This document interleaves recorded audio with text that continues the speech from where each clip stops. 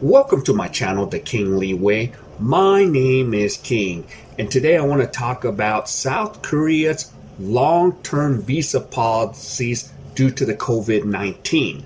So this just came out about a day ago, and I'm going to break down the 4 points that was written here, and I'll just read them to you. So point number 1 is Government of Republic of Korea has decided to temporarily suspend a waiver of re-entry permits for long-term visa holders in an effort to cope effectively with the inflow of COVID-19. So this measure comes into effect at midnight, June 1st, and will remain in effect until further notice. Ooh. So this is going to kind of be a damper, and I'm going to explain something that after I go through these 4 points. All right, so part 2 of this is accordingly, all foreigners, of course, starting again June 1st. So the ones that are excluded are A1 diplomatic, A2 official, A3 treaties, and F4s overseas Koreans. Okay, they would not be affected by this. But those other visas that reside in Korea with long-term visas, before leaving, you have to apply for a re-entry permit through your local immigration, your local GU. So yeah, before leaving, if you wish to maintain your long-term visa status of South Korea. So that means if you're not one of the A1s through A3s or the F4s like myself, and you don't get the re-entry permit, then your visa will be canceled. So it will result in a cancellation according to Article 37 of the Immigration Act. So that means the foreigner who had those other visas will have to obtain a new long-term visa to re-enter Korea, which in part 2, that is a fight just to get, as it is. Okay, now, point number 3. So all foreigners who are granted a re-entry permit and wish to re-enter Korea shall undergo a medical examination not earlier than 48 hours prior to the date of their departure for Korea and present a written diagnosis when requested by a transport operator and immigration officer. So that means you get the re-entry permit before you leave Korea. Then before coming back to Korea, you need to go see a physician and get a written diagnosis in either Korean or English, and needs to be signed by your medical examiner.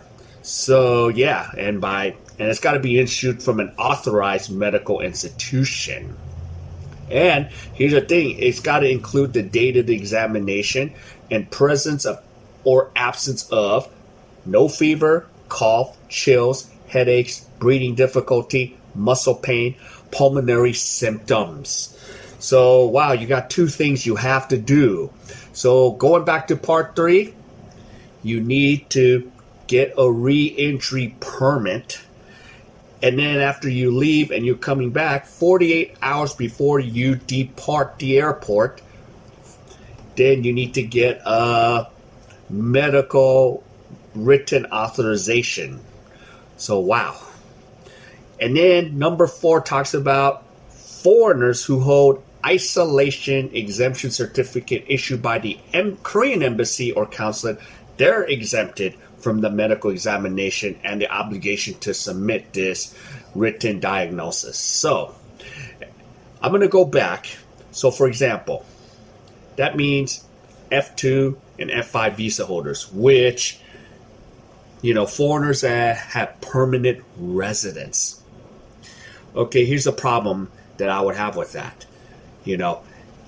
That person that went through the process to get the F2, F5, went through an extreme hardship to get that. And it's based on a point system. So you have to get 80 points out of 170 to attain the F2. And after you've been here for a while, show financial solvency, you get the F5 visa, which the F visa gives you power to work almost any job in Korea as a freelancer if you like.